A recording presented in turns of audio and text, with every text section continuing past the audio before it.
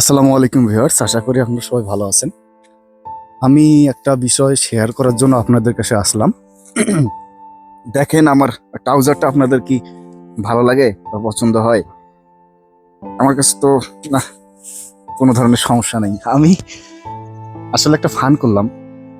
আমি চায়নাতে আসার 2 দিন আগে ঢাকাতে একটা মার্কেটে গেলাম। মার্কেটে যাওয়ার পর যে আমি ইচ্ছে করলাম যে একটা ট্রাউজার কিনবো।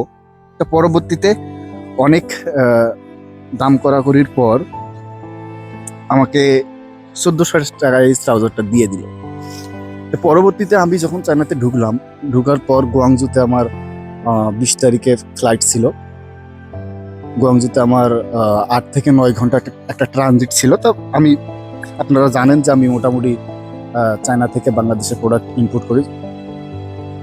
আমি একটা প্রোডাক্ট সোর্সিং করার জন্য গুয়াংজুতে গেলাম।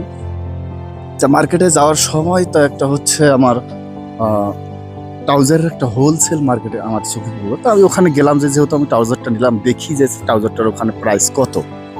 তা পরবর্তীতে এক চাইনিজরে বললাম যে হচ্ছে আমার এই ট্রাউজারটার প্রাইস কত হইতে পারে। তো উনি আমাকে বললো যে বাংলাদেশি টাকা এটা 250 টাকার মতো হতে পারে, মানে 250 টাকা। তা আপনারা বিষয়টা দেখেন যে হচ্ছে বিজনেস কোথা থেকে কোথায় চলে গেছে। চায়নাতে কেমন প্রাইস, বাংলাদেশে সেই প্রোডাক্ট আবার কেমন প্রাইসে বিক্রি হচ্ছে।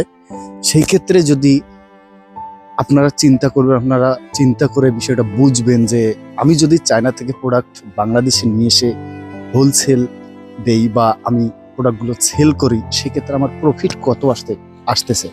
সেক্ষেত্রে যদি আপনারা কোনো প্রোডাক্ট নিয়ে বিজনেস করতে চান, আপনাদের যদি পছন্দনীয় কোনো প্রোডাক্ট থাকে আমাদেরকে বলতে পারেন।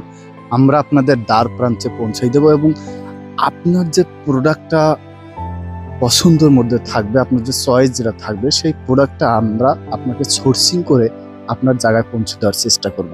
ধন্যবাদ সবাইকে।